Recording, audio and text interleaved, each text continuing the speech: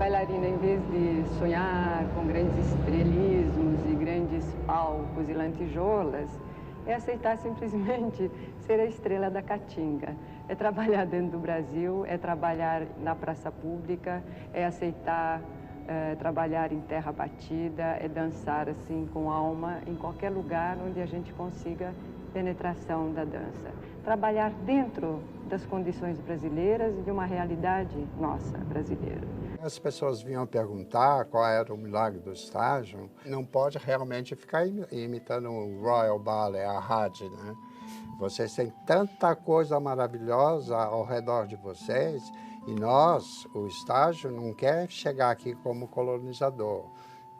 O que nós fazemos é a nossa verdade. Vocês têm de encontrar a verdade de vocês.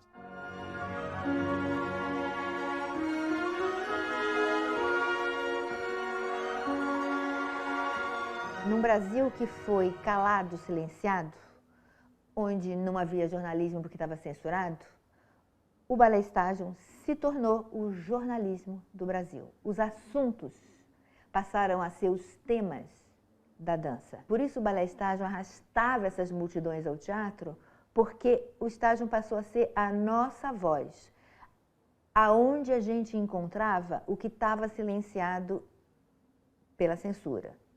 Quanto mais isso se adensava, quanto mais o país mergulhava nas trevas, mais era importante ter uma esperança de resistência. E a dança do Ballet Estágio fez isso no Brasil. O estágio nasceu em outubro de 71. E no dia 23 de outubro... Já foi o estágio. Estreia o Ballet Estágio no Teatro São Pedro, em São Paulo. Isso foi na época do Cláudio Petralha, aqui, Sérgio Viotti, esse pessoal que eu já conhecia de teatro, que eu estava fazendo teatro com o Cláudio em 64, eu fiz O Que Delícia de Guerra com ele. Quando a gente chegou no Teatro São Pedro para estrear em São Paulo, a gente já tinha feito 3 meses de espetáculo pelo Brasil, né? Coisa assim, viajávamos de Volkswagen, voltávamos de madrugada, a estrada vinha em cima da gente, né? A gente cansado e tudo. Não, foi complicado. Foi uma odisseia, mas... a estreia em si estava muita gente curiosa em saber que tipo de dança fazia esse grupo. E tinha briga na porta, foi uma coisa assim, né? Complicada. Foi complicado. Dava a volta a fila pelo teatro e realmente foi um sucesso. O estágio começou praticamente aqui na TV Cultura. E eu convidei a Marica para fazer uma série de espetáculos chamado Convite à Dança. E daí isso formou-se uma companhia. E quando eu saí, enfim, o estágio também ficou sem... Não era o estágio ainda, mas o grupo já existia. E era uma pena se desfazer. Daí, então, que surgiu o estágio. Ao se constituir um grupo de balé, com a preocupação permanente de criação, onde o espírito atento oriente a técnica, está se criando a obra de arte. Pois só assim ela estará integralmente dentro do propósito a que se impôs. Maurice Béjart.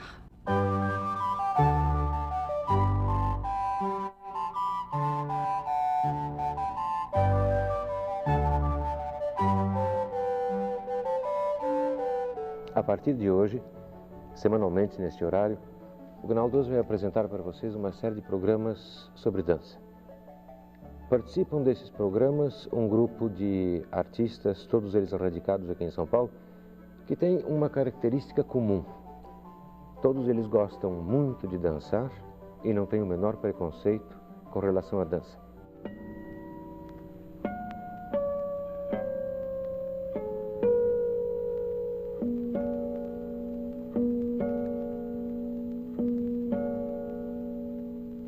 Foi assim importante, primeiro porque nós conseguimos juntar todas as pessoas da época, as pessoas que estavam dançando, coreógrafos, a gente conseguiu juntar todo mundo.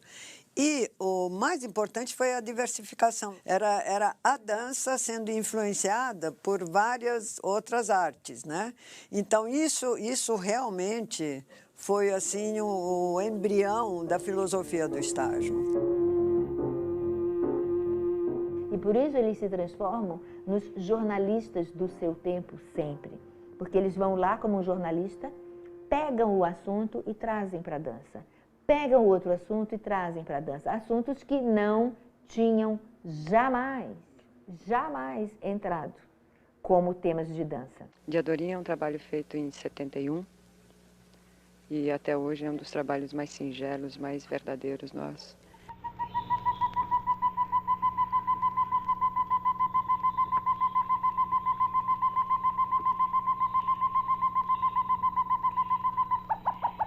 A coisa principal do Diadorim é a língua, o jeito de falar, ou seja, a escrita literária. E o que acontece com o Diadorim em termos de escrita coreográfica? É em Diadorim que o Décio fica mais senhor, fica mais claro para o Décio como é que ele mantém um corpo de balé, precisando fazer um tipo de coisa que não cabia no balé, e é isso que ele começa a fazer. Então eu tenho a impressão que esse embrião estético é quando é que um bailarino vai para o chão e faz umas coisas esquisitas no chão, mas com o braço alongado, com o pescoço do jeito do balé, mas vai fazer uns gestos que não são habituais do balé.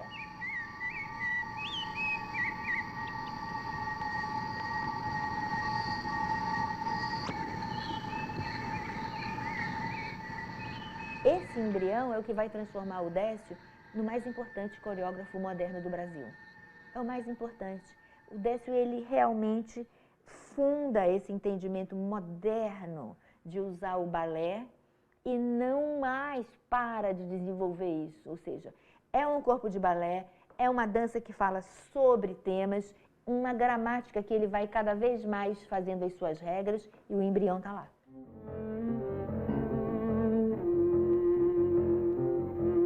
Eles literalmente transformam o jeito como a dança era pensada até então e praticada até então. Com uma curiosidade, ambos vêm do balé e continuam no balé. Eles não modificam o corpo que faz a dança. O que eles modificam são os assuntos que são trazidos para aquele corpo.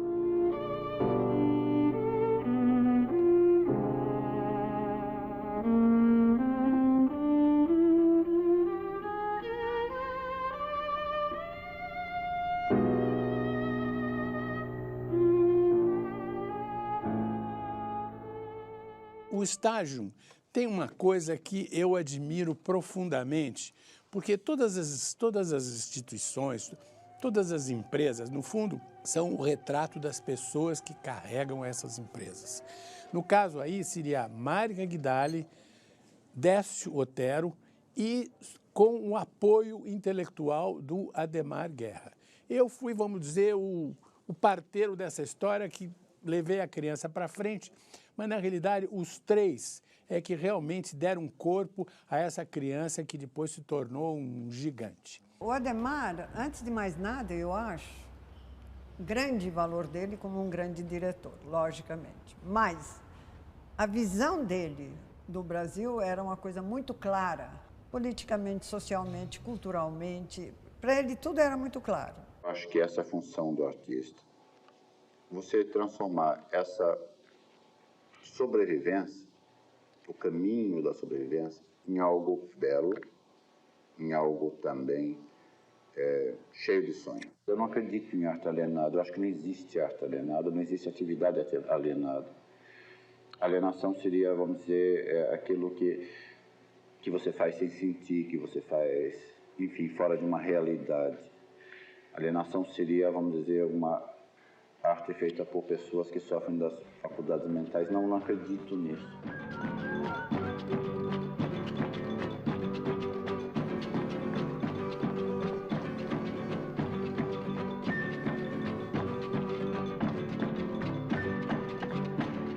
E o que se fazia aqui deveria servir de alguma forma para essa sociedade. Isso para ele era claro. Como eles ficaram muito tempo calados lá, no teatro, que não podiam falar porque estava a ditadura, ele achou o estágio um bom meio de passar as ideias dele.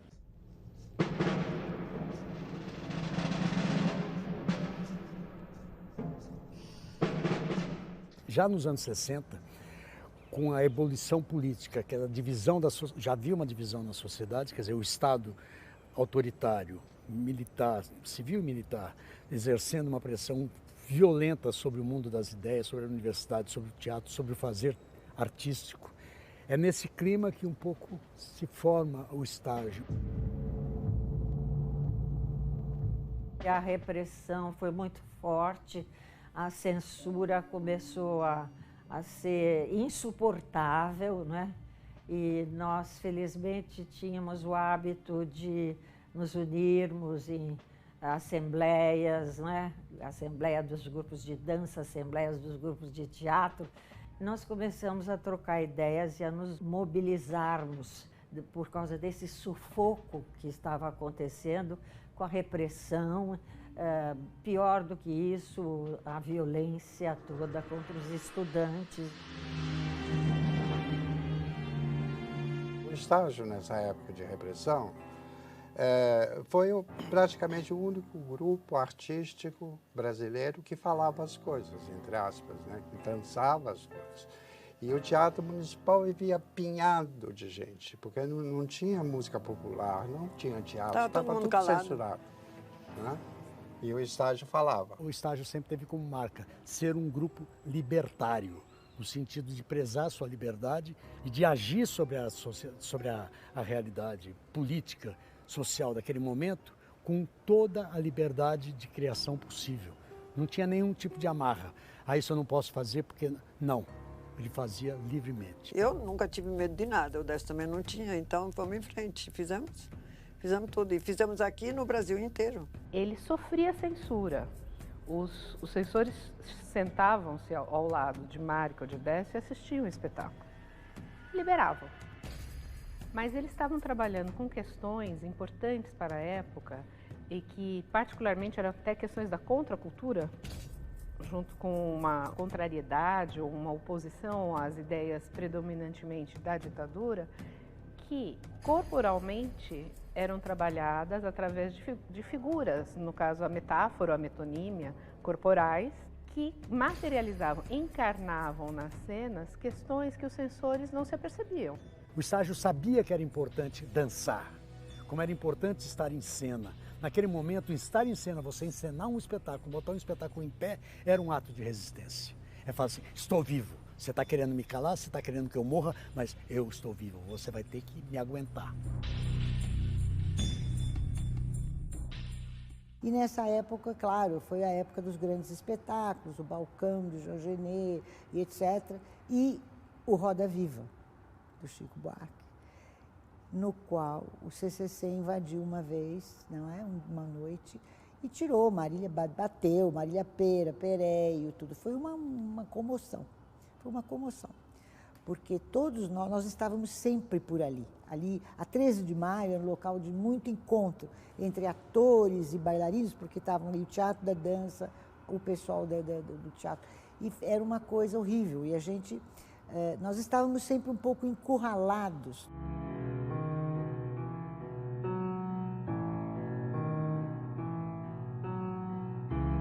A Dona Maria, para mim, foi uma gozação quase.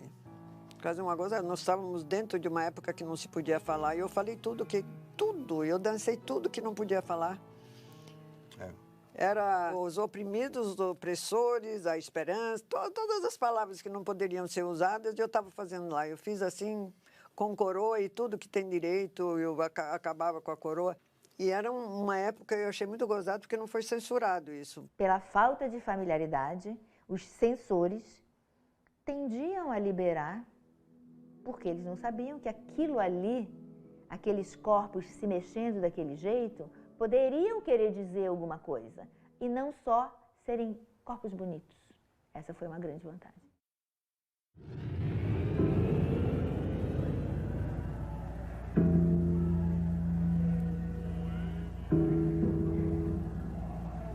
Plínio Marcos estava proibido totalmente. O que o Balé Estágio faz?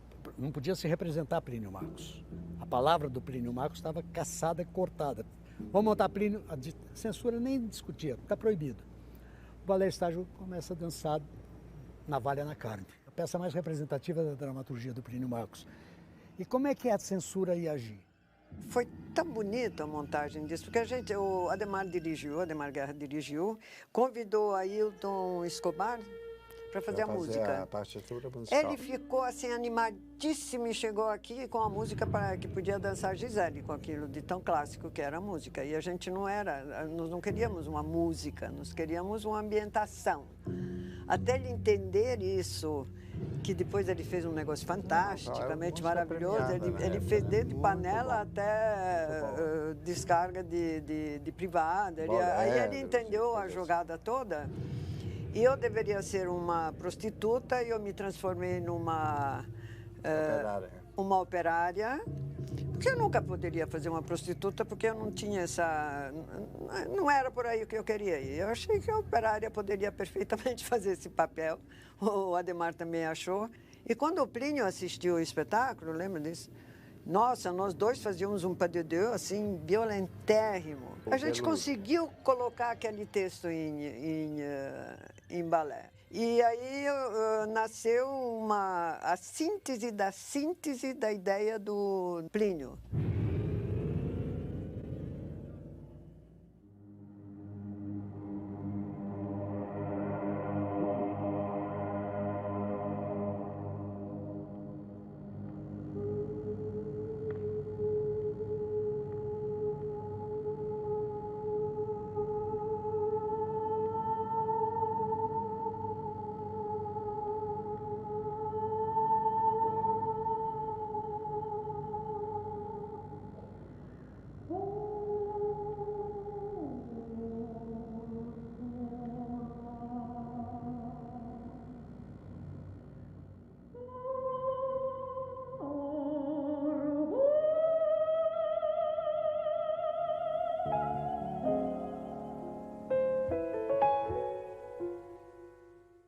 Eu cheguei no Brasil com 10 anos. Nasci em 37, dentro da guerra já, né? A coisa estava complicada. Eu passei muito mal na Hungria, porque era antissemitismo lá, né? E era eu, minha irmã e meus 2 primos. Meu pai já tinha sido levado para a guerra. Então, é uma época complicada da minha vida, porque nós estávamos sendo meio que perseguidos, vamos dizer, né? Eu sou judia, minha família toda, lógico. E meu pai foi um dos primeiros que foi para a guerra, para a fronte. Minha mãe ainda tinha ficado conosco até um dia que chegaram soldados e levaram minha mãe e a minha tia. E o soldado que levou minha mãe teve um pouco de bom senso, que a minha mãe queria levar a gente junto. Aí ele falou, não faz isso não, porque senão vai complicar a vida de vocês. Melhor deixar as crianças em casa. Aí nós ficamos em casa. Eu me lembro um dos momentos complicados que todos nós... Eu morava no 2º andar e todos nós tínhamos que descer no térreo e fica de costas e os caras lá com metralhadora. Aí eu olhava para minha mãe para a gente se despedindo, sabendo que ia ser o último momento. Aí, por alguma razão, não aconteceu nada. Eles foram embora e nós ficamos, mandaram a gente descer no porão, aí ficamos lá no porão bastante tempo. Logo depois desses fatos, aí minha mãe foi levada. E minha tia também. E, neste momento, a gente não sabia o que fazer. Mas na minha rua existia um orfanato. Então, nós 4 saímos de casa e fomos para esse orfanato e batemos na porta para nos atenderem lá. E nos atenderam, nós ficamos nesse orfanato. E foi, assim, uma salva-vida para a gente, né? Porque isso, a mamãe sendo levada, e é uma loucura que aconteceu. Eu só sei que a minha mãe voltou.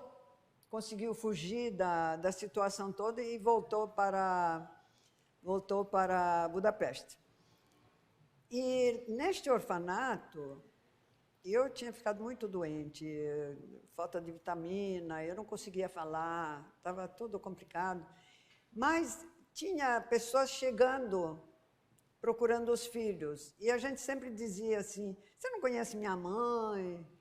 Aí, até que um dia alguém conhecia a minha mãe. Aí avisaram minha mãe que a gente estava nesse orfanato, aí a minha mãe e a minha tia vieram nos buscar, e a minha mãe estava no gueto, nos levaram para o gueto, aí minha mãe nos limpou, cheio de piolho, bom, enfim. E a mamãe estava num lugar que ela tomava conta de velhinhos. Aí veio aquele bombardeio e todo mundo no porão e minha mãe em cima comigo, com a minha irmã, limpando a gente, arrumando a gente. E aí tiveram que nos levar de lá para um outro local que só tinha crianças. Nesse local nós ficamos até fim da guerra praticamente. Acabou a guerra, né? Mamãe nos pegou e nós voltamos para casa e o meu prédio foi um dos únicos que estava de pé lá. Aí um dia eu estava dormindo, aí vem a minha irmã e fala assim, Maria, levanta aí, o que foi? Papai está chegando. Eu falei, mas como papai está chegando? Não quis levantar. Não, mas levanta aí que ele está aí. Aí fui para a janela, meu pai chegando. Voltou. Foi o único homem que voltou da família. E aí foi um reencontro fantástico, minha mãe, meu pai, aí ficamos mais, acho que 1 ano na Hungria, até que o momento que a mamãe ficou com muito medo de continuar lá, como eu tinha uma tia aqui no Brasil, eles resolveram emigrar para cá. Assim foi a minha infância. Quer dizer, eu não tive infância, quer dizer, tive infância, mas muito diferente. Die Verteidigung hat uns nicht nach Russland aufgezwungen, sondern nur 38 und 40 und 42 und zum Teil 45 Grad Kälte war es. Der Feind will bekommen unsere Laufen, und stoßen durch Welt und Verhauen. Wir wollen alle Gefahr am Anfang, hindert uns aber und auf. Wir stürmen den Sieger entgegen, zu Freund und Europa auf.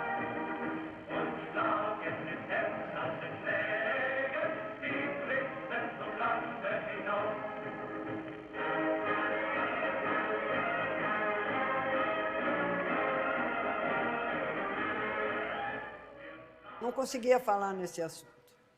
Mas depois o que o Décio fez num balé chamado Holocausto, me fez um bem danado.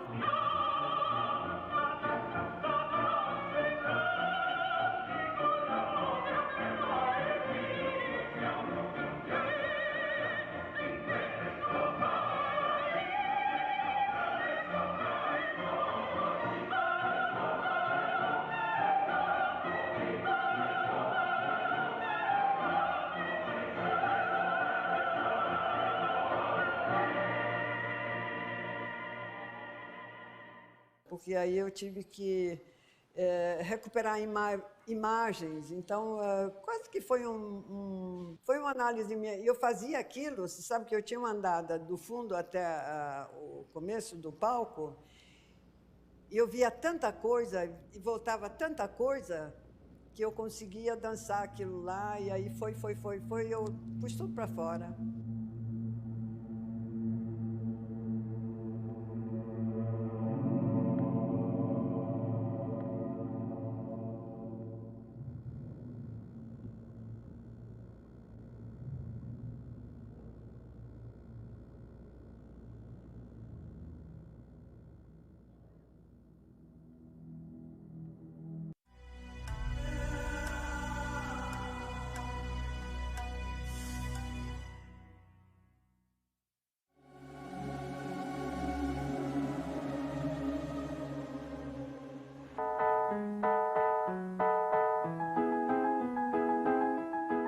Eu queria dançar, eu queria fazer algo de corpo, até que apareceu o Balé do Quarto Centenário, que foi bastante complicado, porque eu passei em último lugar. Em último lugar, assim, e eu passei, na verdade, porque eles precisavam de uma pessoa que fizesse acrobacia, e eu sabia fazer. Não foi por causa do meu balé, não. Tanto a Márica como eu tivemos, acho que a primeira vitória profissional da nossa vida, que foi assim difícil de ser conquistada, mas conquistamos, entramos para o balé do quarto centenário.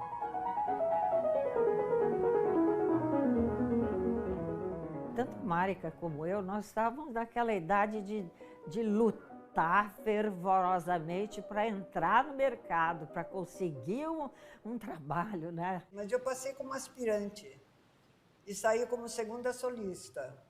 Aí fui para o Teatro Municipal do Rio de Janeiro e aí fiz uma carreira bonitinha lá, dancei muito, trabalhei com muita gente importante e fui colhendo assim muita experiência em cada lugar.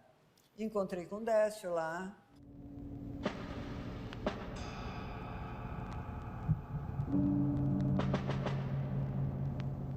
Olha, eu tive uma infância muito normal, não tão cinematográfica como de Marica, né?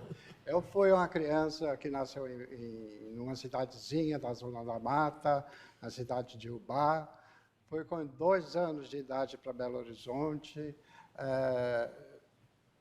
Era de uma família muito humilde, mas desde criança eu me recordo que eu já era um grande coreógrafo. Sabe por quê? Porque eu faltava para o colégio, né? já estava no primeiro grau, faltava de aula e ia para os montes lá de Belo Horizonte, que já não existe mais, é todo povoado, e gostava de sentir o meu físico, o meu corpo em contato com o vento, com a chuva, com a natureza. Chegava em casa, repetia a mesma coisa, aí todo mundo, mas menino, onde é que você aprendeu isso? Quem é que te ensinou? Eu falei, ninguém me ensinou. Né? Então já era uma coisa nata em mim. Foram 62 anos de dança. Entrei para o teatro, cheguei a ser primeiro bailarino no Teatro Municipal, recebi um convite da Europa para ir para a Suíça, para dançar lá com grandes estrelas, que eram do Grand Ballet Marquês de Cuevas, que tinha terminado.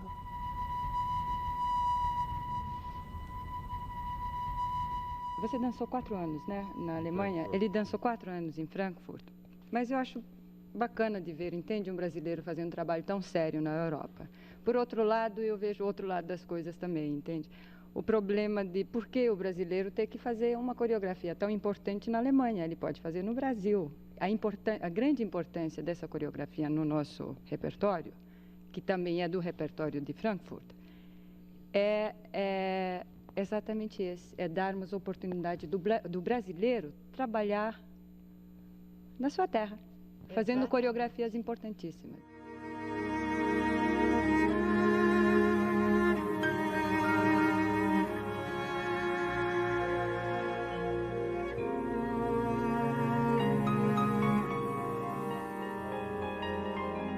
Vou contar um detalhe que ela não contou. Quando nós nos reencontramos em Curitiba, 10 anos depois, na sala tinha 35 mulheres. E eu, não sei porquê, o destino da pessoa, só olhava para ela.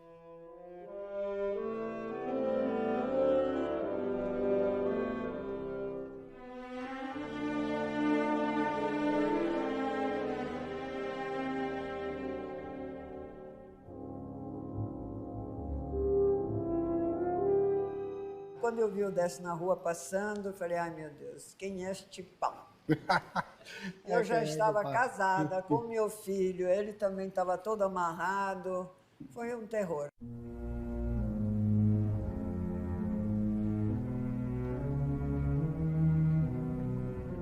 Então eu passava assim pelas mulheres, chegava perto dela, ela estava com um colã, né, que tinha essa coisa feita à mão, tricosado. E esse feito à mão tricosado tem uns buraquinhos. E ela fazia assim, sutiã. Aí eu passava perto dela assim, tá querendo conquistar o professor? E aí começou. E eu aguento isso 45 anos, você acha?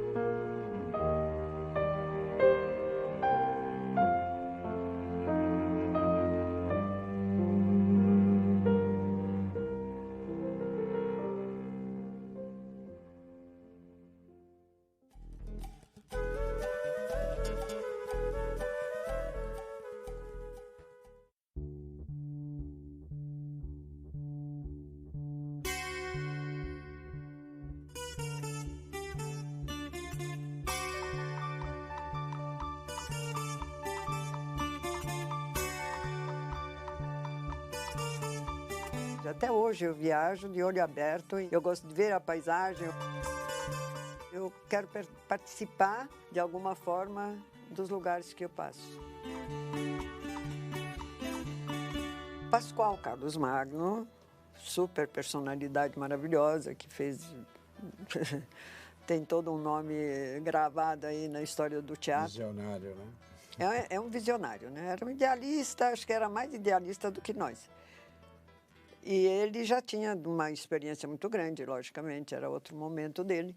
Ele resolveu fazer uma barca da cultura dentro da ditadura.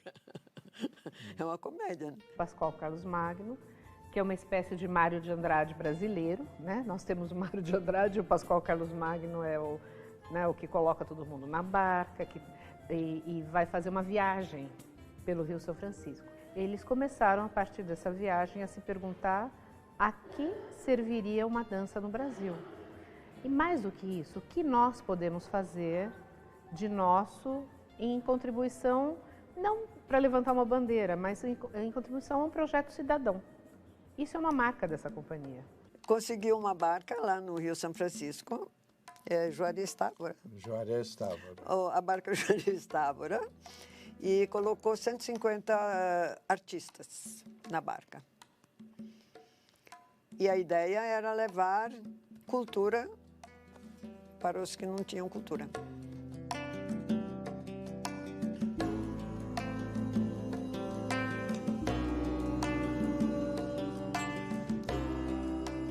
Nesta época, ainda era o início do estágio. Havia algumas coreografias do Décio, mas haviam coreografias de outros coreógrafos, Oscar Arraes, que tinham sido convidados e tal. E nós nos apresentamos naquele barco, subindo o Rio São Francisco. Uma coisa parava naqueles vilarejos, havia alguns que a gente podia descer e fazer ações dentro, na praça, com a população, a escola, etc. E havia outros que a gente não podia descer, porque tinha suspeita de cólera, ou tinha suspeita... Porque era muito... Tinha lugares que a gente podia se jogar no rio e tomar banho. Outros lugares não podia, porque tinha piranha. E nós vivemos o Balé Estágio, um grupo de teatro e um grupo de música, durante praticamente um mês naquele barco, subindo o Rio São Francisco. Mas a gente acabou ganhando uma das coisas mais preciosas que aconteceu no estágio, que foi... não, nos ganhamos na filosofia, lógico, né? Que foi a indagação, a gente dançando para aquele povo que estava precisando de comer, as crianças morrendo, e etc e tal. Então, surgiu as palavras, para quem dançar, o que dançar, como dançar. Isso mudou totalmente a nossa postura diante do público brasileiro, do povo brasileiro. Dentro da sociedade toda, né?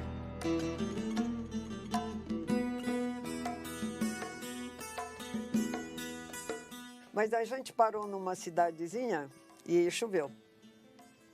E não deu para realizar o espetáculo.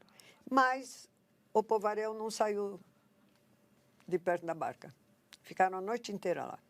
E a gente olhando que público era aquele. Naquela coisa bem abaixo da linha da pobreza. Durante essa noite, que foi assim, gente, o que é isso? Para quem quer, com que direito que a gente está dançando aqui? E aí que surgiu essa pergunta assim, o questionamento, como é que eu tenho direito de dançar numa terra onde criança morre de fome? E morre de sede, morre de tudo. E aí que nasceu o tal das 3 perguntas que nos perseguem. E nós também perseguimos as perguntas. Imagine o tamanho do nosso avião. Lá vamos nós, rumo ao Xingu. Dia 29 de agosto de 77. Viva o Brasil! A gente viveu uma realidade que muita gente não sabe, não conhece. Estamos chegando no Xingu. Olha o avião que veio dessa América. Olha aí. E a gente viajou N vezes pelo país, em todos os territórios na época. Dançava na rua, dançava na barca, dançava para os índios. Essa é a tribo dos Calapalos. que ficam do lado do nosso acampamento, do lado do nosso barracão. Aqui são as índias fazendo tapioca.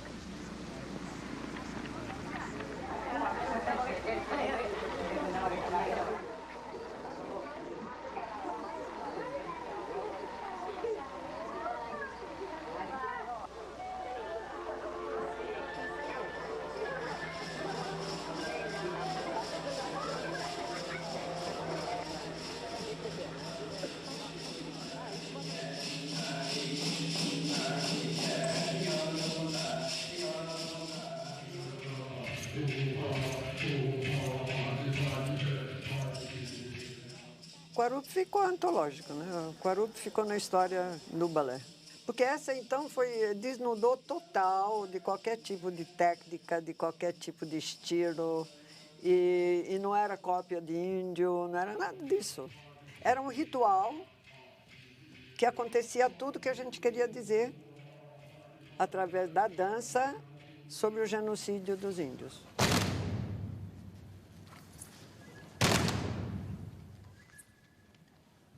A gente queria dizer tanta coisa, a gente queria falar tanto.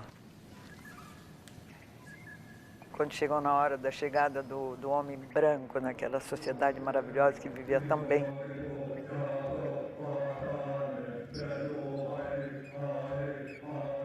O que vai representar essa violência, né? Como que a gente vai representar essa loucura?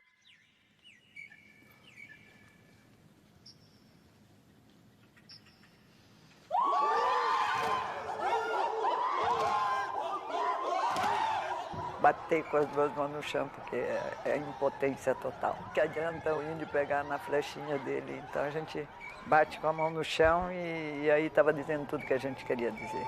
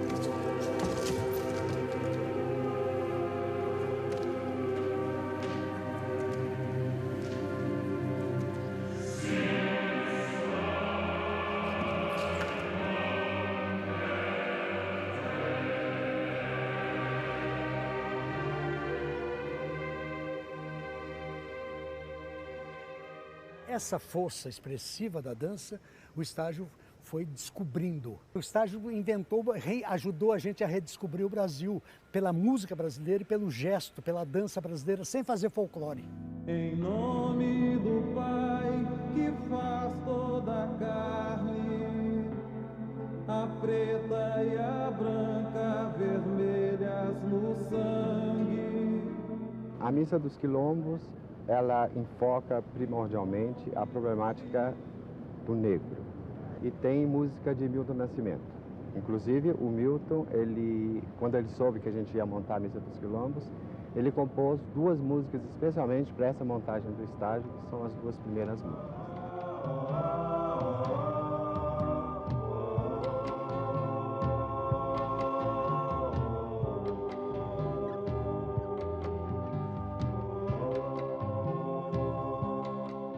O estágio falava de homem, então falar de homem é o preconceito racial no Brasil. Toda a equipe do Milton, né, que escrevia os textos, ele fez a música lindíssima.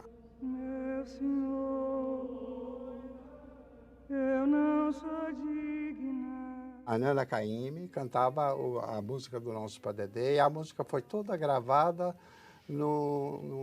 numa igreja lá em Minas Gerais, num convento que se chama Convento do Caraça, dentro da igreja. Então, era um negócio impressionante. Porém, se tu a desejas, queres me visitar.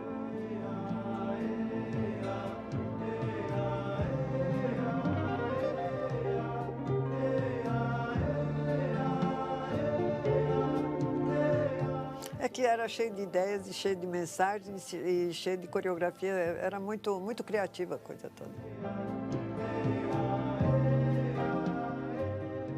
Se você for ver, a gente é um processo. A gente estava dentro de um processo e faz parte do processo esse contemporâneo, né? O que acontece no mundo neste momento, né? Então, como esse momento de ditadura acabou, a gente continua olhando como que o homem estava vivendo, quais eram os problemas acontecendo. Então, a gente foi carafunchando um pouco do que a gente deve, para onde a gente deveria olhar, aonde deveria chamar atenção. E aí que foi esse outro olhar, que aí foi o ecológico, foi o social, aí foi assim, de uma forma absolutamente natural, não deu nenhum choque térmico no final da ditadura e a continuidade das coisas, que estão cheios de problemas e estavam cheios de problemas. Quer dizer, não que os problemas acabaram, porque não tem ditadura, mas tinha problema para ser resgatado em muito, né? E até hoje tem. E aí no estágio tem uma coisa muito importante que caracteriza a trajetória deles, que é juntar ética e estética. Por isso que o trabalho é político.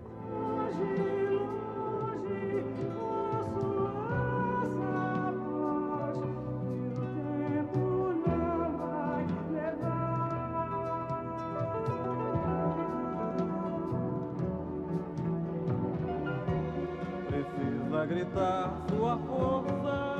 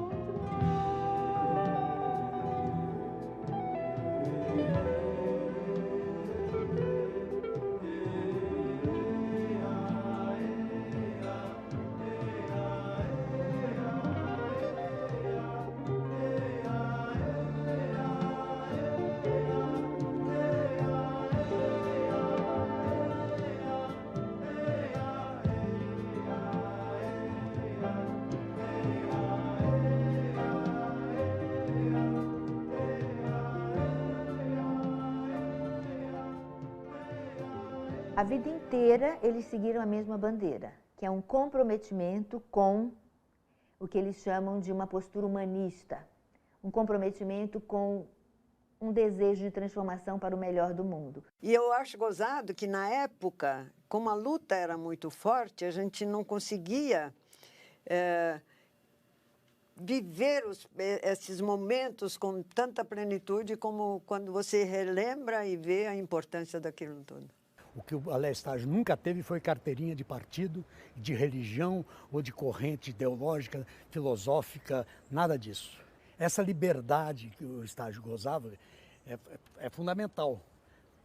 Ele era muito engajado, mas ele não era partidário. O que é bom do humano? Ou seja, quais são os valores importantes? Então, o Estágio, a vida inteira, numa época em que havia uma rigidez muito grande entre o que era permitido e não era permitido, eles conseguiam fazer circular esses valores que convocavam todas as pessoas interessadas em um mundo melhor.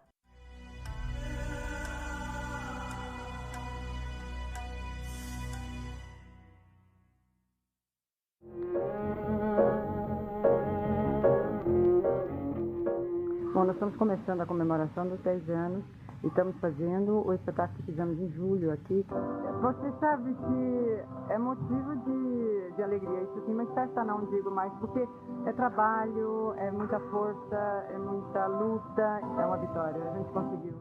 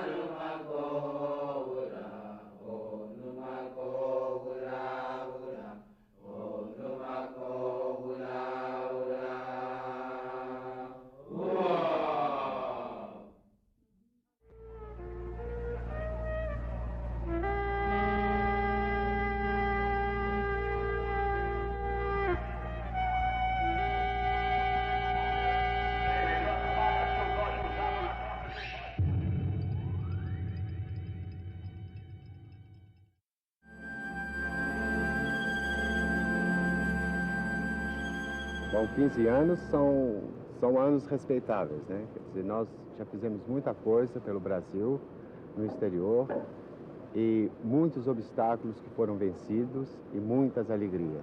Quer dizer, foi um trabalho constante, persistente, durante 15 anos, onde a gente trabalhou com vários coreógrafos e trabalhamos também com uma infinidade de bailarinos brasileiros, dando naturalmente campo de trabalho para eles.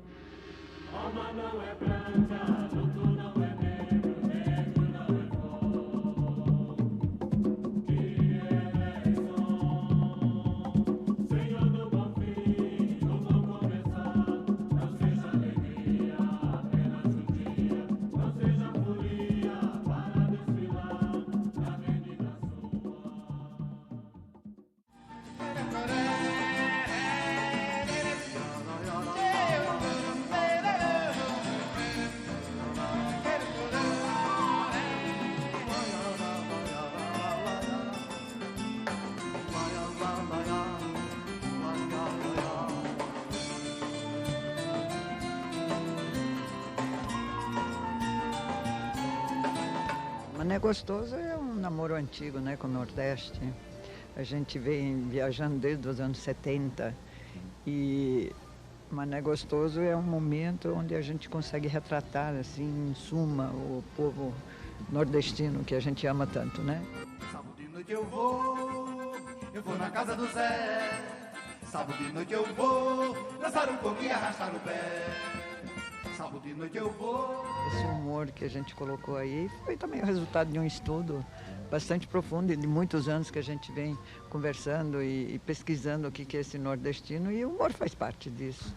de uma forma muito gostosa até, né? De uma forma muito leve. O Balé Gostoso, ele surgiu agora, depois de não sei quantos anos de namoro firme com o Quinteto Violado, que é um conjunto assim de primeira grandeza musical brasileiro. E eles nasceram praticamente juntos com o estágio em 71. E o curioso é que a gente fazia toda uma turnê por Norte e Nordeste, e eles estavam sempre juntos, ou na frente ou atrás do estágio. Então foi um amor assim à primeira vista. Estava na hora de fazer um espetáculo com eles no palco, né?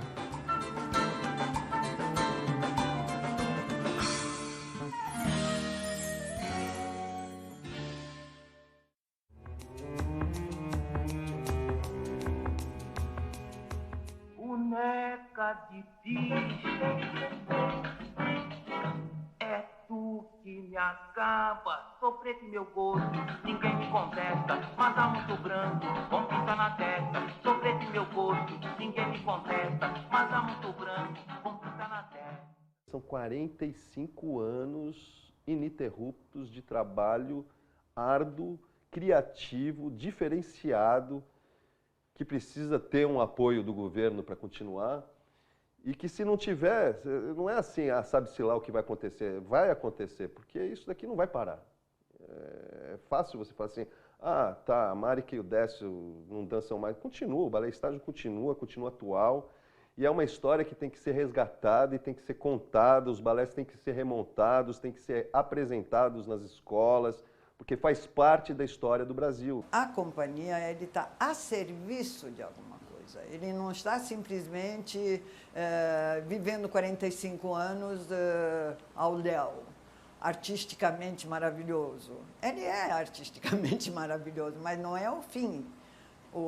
A companhia é um meio para a nossa conversa, para nós podermos comunicar com as pessoas, para podermos resgatar coisas, para podermos acender muita coisa, para mostrar para uma criança que nunca foi a um teatro que tipo de cultura que ele tem. E a arte, a gente acha realmente que a arte transforma, então é através da arte que a gente comunica todos os nossos valores. Então é um tipo de trabalho que é absolutamente coerente nesses 45 anos.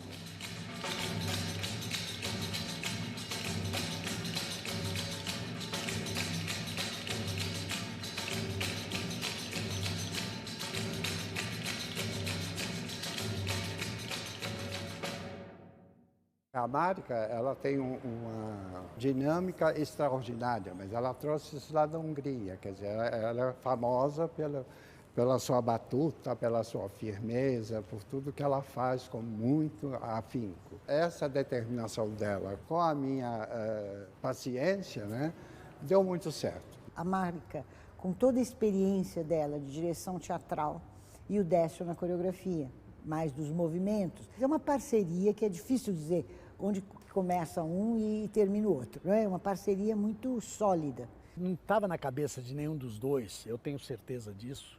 Falar assim, vamos mudar e vamos revolucionar a arte brasileira. Não, vamos dançar.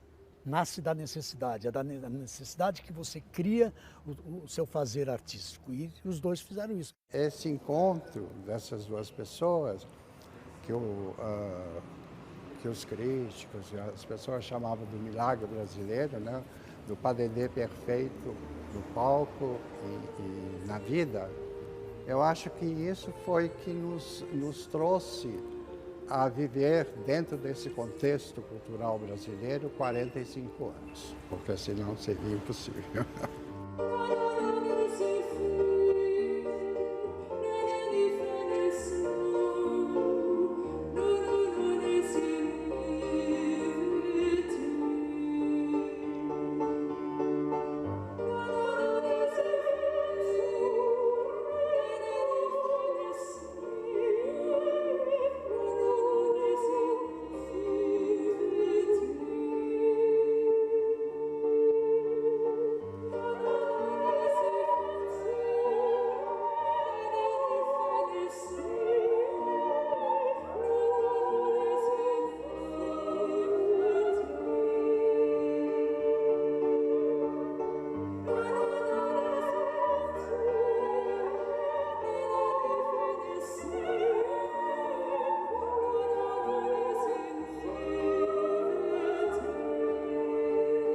Eles fazem dança, eles são artistas, eles constantemente colocam seus pensamentos em dança, seus espetáculos, através de gerações e gerações de bailarinos, mas eles têm uma ação ampliada, eles têm um projeto cidadão para uma comunidade, para uma cidade, para um estado e para um país. Balé Estágio é sinônimo de dança no Brasil.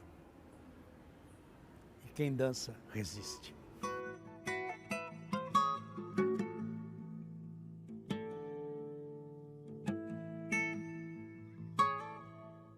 Você sabe que está num momento muito complicado, né? Então, está difícil de trabalhar. Financeiramente é absurdo, você não tem apoio. Hoje em dia, nós estamos sem apoio nenhum, já vai para... Aí sim, uns 9 anos sem nenhum... Pontuais temos.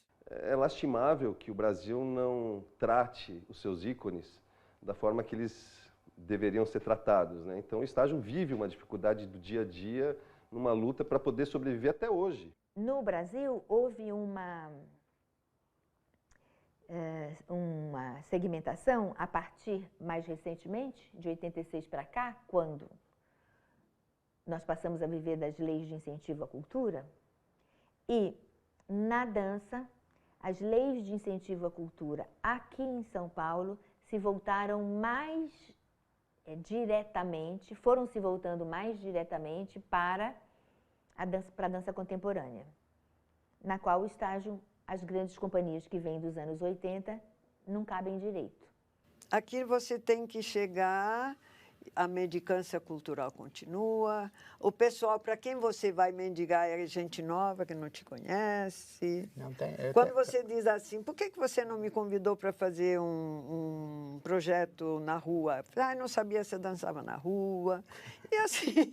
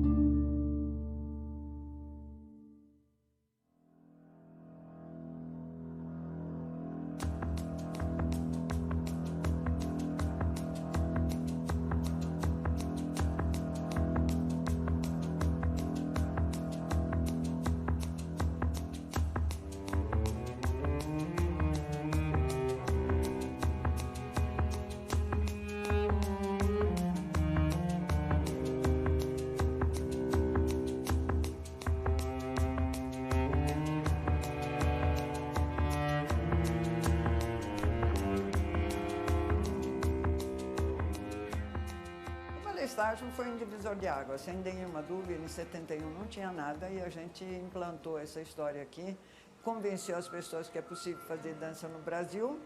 E está aqui o Brasil fazendo dança, o que mais que eu quero? A proposta foi essa, a proposta foi, todos acreditem que é importante ficar no Brasil fazendo dança. Então, todos fazendo bem, mal, melhor, pior, experiências, dinheiros mal divididos, uma atrapalhada danada, mas é um processo. E a dança no Brasil, no momento, é esse pandemônio de loucuras, mas eu acho que é um processo. Então está valendo, vamos ver, o futuro dirá o que aconteceu. Ainda não dá para dizer, é muito pouco, é muito novo. Venho danado com meus galos quentes, quase cortado no meu colarinho.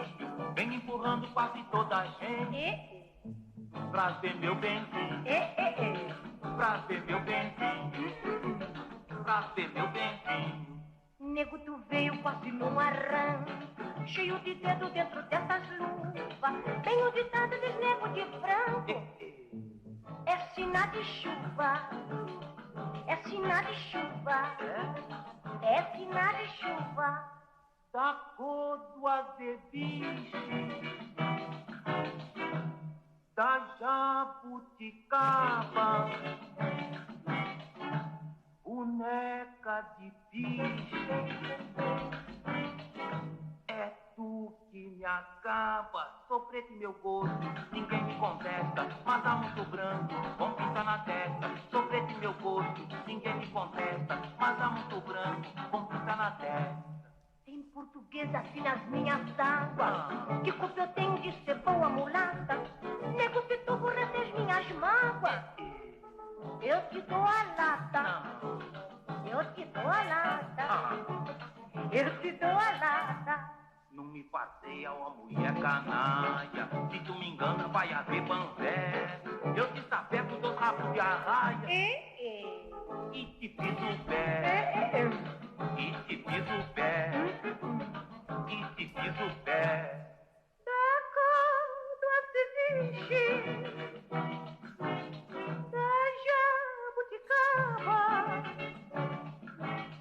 boneca de piche,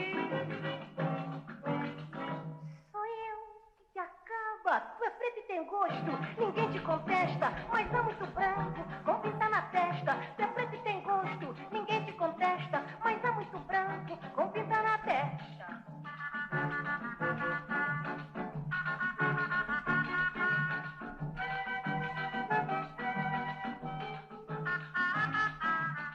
Pessoas que estiverem contaminadas por essa clareza de que é preciso continuar fazendo apesar do mundo te dizer não, quem tiver contaminado por essa clareza é sucessor dele.